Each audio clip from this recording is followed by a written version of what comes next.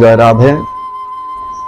হে শ্রী গুরুদেব রসরসুধীর আনন্দ গোস্বামী, মোর মুখে তুমি বক্তা, তুমি হও শ্রোতা।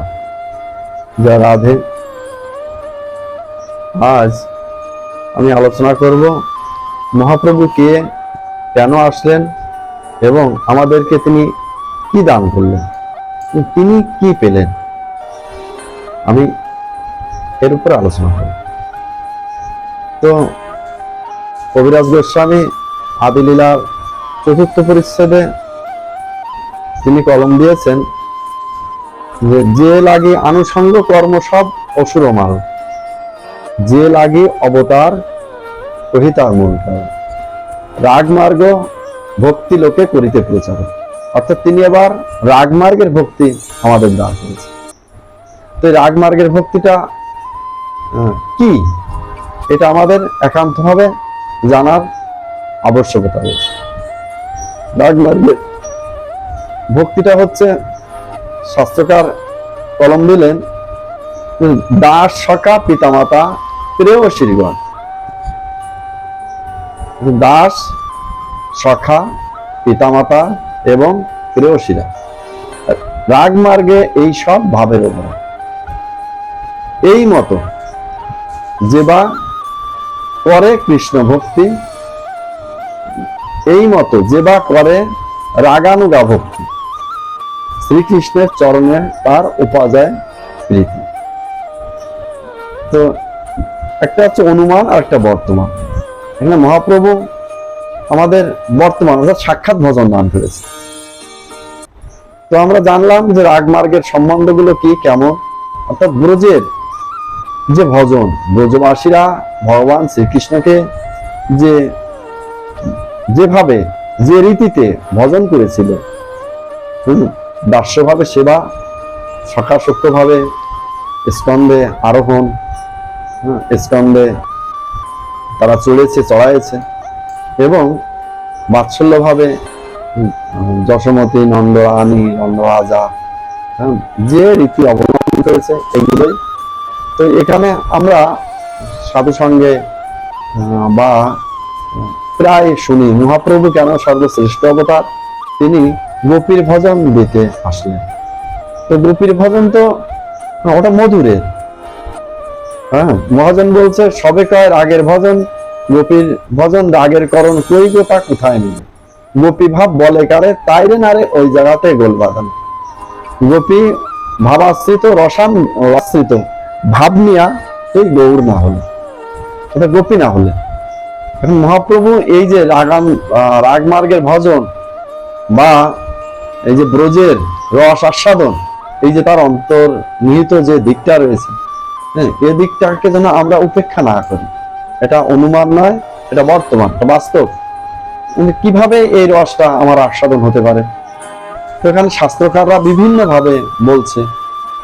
এখানে সনাতন গোস্বামী বলছে, জীবের নিস্তার লাগি নন্দ সুত করি, ভুবনে প্রকাশন গুরুর উদ্ধরি। এখানে কবিরাজ গোস্বামী বলছে কি, গুরু কৃষ্ণ রূপ হয় শাস্ত্রের প্রমাণ। আবার বলছে যে গুরু জীবে সাক্ষাৎ নাহি গুরু চৈতন্য রূপে, শিক্ষা গুরু হন কৃষ্ণ মহন্ত স্বরূপে। তো যদি কেউ গুরুদেবের সাথে সে সেবা, দাস্য সেবায় উত্তীর্ণ হয়ে যদি কেউ প্রেমে ভালোবাসাতে যদি কেউ সখাসক্ত ভাবে যদি তার সেবা অর্চনা করে, কিংবা তাকে গুরুদেবকে যদি কেউ কি করে, যদি বাৎসল্য জ্ঞানে অর্থাৎ সন্তান জ্ঞানে যদি তার সেবা অর্চনা করে, সে কি রাগমার্গের ভক্ত নয়? এখানে মহাজন তো শুধু মধুরের বা সে কথাটা বলে যায়নি, যে সর্ব ইন্দ্রিয়ে এই তো শুদ্ধ ভক্তির কহিয়ে লক্ষণ, অন্য বাঞ্ছা অন্য পূজা সারি জ্ঞান কর্ম আনুকূল্যে সর্ব ইন্দ্রিয়ে কৃষ্ণ অনুশীলন। তো এখানে তো সর্ব ইন্দ্রিয়ে কৃষ্ণ অনুশীলন, সে রসিক ভক্ত যারা, মধুরের ভজন যারা করে, তাদের বিষয়টা আলাদা, অনেক ঊর্ধ্বে। মহাপ্রভু আসার আগে রসিক ভক্ত ছিল, রসিক বৈষ্ণব ছিল মাত্র 4 জন, চণ্ডীদাস, বিদ্যাপতি, জয়দেব, বিল্লমঙ্গল। এবার মহাপ্রভুর পারিষদেরা, মহাপ্রভুর ভক্তরা প্রায় সবাই রসিক। তো আজ যে পদাবলী কীর্তন গুলো সমাজে আস্বাদিত হচ্ছে, সব রসিক ভক্তের পদের উপরই হয়। কিন্তু আসলে কীর্তনিয়ারা সেভাবে যে আমাদেরকে বলবে, আমাদের বলবে যে মহাপ্রভু এই রাগমার্গের ভজন দিতে আসছে বা রসিক ভক্ত করতে আসছে, এই কথাগুলো আমরা বিশেষভাবে শুনতে পাই না। এটাই আমার আত্মবেদনা, বড়ই আত্মবেদনা, যে মহাপ্রভু এই ভজনটা দিতে আসছে। হ্যাঁ, এখন রসিকের মহাপ্রভুর সময়ের যে রসিক ভক্তরা, জ্ঞানদাস, আপনার গৌরী দাস, গোবিন্দ দাস, বাসু ঘোষ, মুকুন্দ দাস, পূর্বের মহাজনদের পদের উপর এবং বর্তমান বা মহাপ্রভুর সময়ের পদের উপরও রসিক ভক্ত মানে পদাবলী কীর্তনটা হয়, শুনতে পাই। যথেষ্ট আগে প্রথমে গৌরচন্দ্রিকা করে, তারপরে লীলায় প্রবেশ করে, সে ঠিক আছে। হ্যাঁ, রাধে। তো এখন আমি ওইদিকে যাচ্ছি না, আমি এর নিচেই, মধুরের নিচে যে তিনটে রস, প্রধান তিনটে রস রয়েছে, দাস্য, সত্য, বাৎসল্য, এই রসের উপর এখানে মহাপ্রভুর এই রাগমার্গের ভজনে সবার অধিকার আছে। একজন বৃদ্ধা কিংবা একজন বৃদ্ধ ব্যক্তি, সে যদি তার গুরুদেবকে যদি সন্তান জ্ঞানে যদি ভজন করে, সে ভজন কি ব্যর্থ হবে? নহে। তাহলে ভজন প্রধানত দুই প্রকার, একটা হচ্ছে বিধি মার্গের ভজন আর একটা রাগ মার্গের ভজন। তো বিধি মার্গের গতি কোথায়, কেমন, এর উপর দুটো একটা কথা বলি। হ্যাঁ, শাস্ত্রে বললো ঐশ্বর্য জ্ঞানে বিধি মার্গে ভজন করিয়া বৈকুণ্ঠেতে যায় চতুর্বিধ মুক্তি পাইয়া। তো তো এখানে আরো বলছে কি, যে রাগ ভক্ত ব্রজে স্বয়ং ভগবান পায়, হ্যাঁ, বিধি ভক্ত পার্শ্বদে বৈকুণ্ঠে যায়।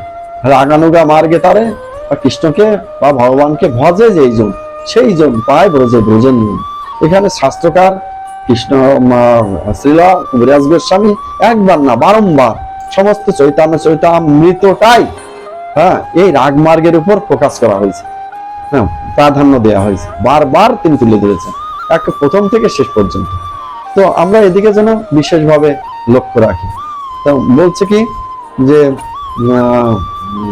পাপ পুণ্য মনে জাগে অনুক্ষণ, নরকাদি ভয় করিতে খণ্ডন, ভক্তি শূন্য মনে মুক্তি বাঞ্ছা কলি, ভজিলে শ্রীহরি যাবে বৈকুণ্ঠপুরী।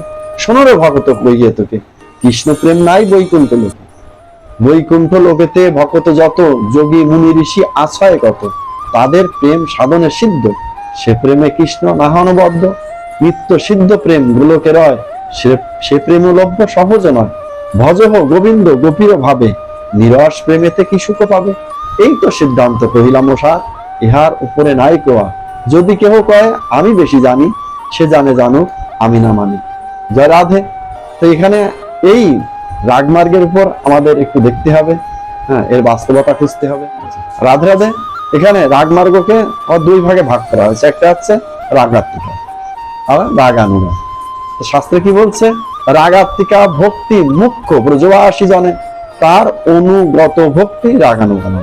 অর্থাৎ হ্যাঁ, সেই সময় যখন ভগবান শ্রীকৃষ্ণ প্রকট লীলাতে সেই ব্রজবাসীরা যে ভজনটা করেছে সেটা রাগাত্মিকা, আর সেটাকে অনুসরণ করে যে ভজন সেটাকে হচ্ছে রাগানুগা। তাই শাস্ত্রকার বললেন কি, হ্যাঁ, রাগাত্মিকা ভক্তি মুখ্য ব্রজবাসী জানে, তার অনুগত ভক্তি রাগানুগা নয়। রাধে। এটা অনুমান নয়। রাগানুগা ভক্তি যদি, হ্যাঁ, অনেকে ব্যাখ্যা করেন, অনেক ভাগবতেরা ব্যাখ্যা করেন যে রাগানুগা ভক্তি মানে হ্যাঁ অজ্ঞান হয়ে যাওয়া। হ্যাঁ, আসলে যদি তাই হবে তাহলে রাগানুগা মার্গে জানি রায়েরও ভজন। হ্যাঁ, এখানে বলছে রামানন্দকে শাস্ত্রকার তুলে ধরেছে, রামানন্দ তো একজন জমিদার ছিল, তার জমিদারি পরিচালনা করতে সে যদি অজ্ঞান হয়ে থাকবে কি করে সম্ভব সেটা। হ্যাঁ, রাধে। সে রাগানুগা মার্গের সে অনেক শেষ সীমার কথা বা রসিকের করণ কারণ, হ্যাঁ, আমি ওখানে যাচ্ছি না, আমি নিচের যে সম্বন্ধগুলো রয়েছে, দাস সখা পিতা মাতা। হ্যাঁ, এখানে বলছে কি যে মোর পুত্র মোর সখা মোর প্রাণপতি, এইভাবে যে মোরে করে শুদ্ধ ভক্তি, আপনারে বড় মানে আমারে সমহীন, সর্বভাবে হই আমি তাহার অধীন। কথাটা ভাব অর্থ হচ্ছে কি যে আমার পুত্র, আমার সখা, আমার প্রাণপতি, এইভাবে যে আমাকে ভক্তি করে আমি সর্বদা তার প্রেমের অধীন হয়ে যাই। জয় রাধে। আমি মূর্খ, অজ্ঞান, অন্ধ, হ্যাঁ, আমি অনুজীব। আপনারা আমাকে যা খুশি ভাবতে পারেন। আপনারা যদি ব্যাকটেরিয়া, ভাইরাস, ছত্রাকের সঙ্গেও তুলনা করেন, আমার কোনো আপত্তি নেই। আমি এই জগতে সর্বাপেক্ষা অধম এবং অজ্ঞান। হ্যাঁ, রাধা।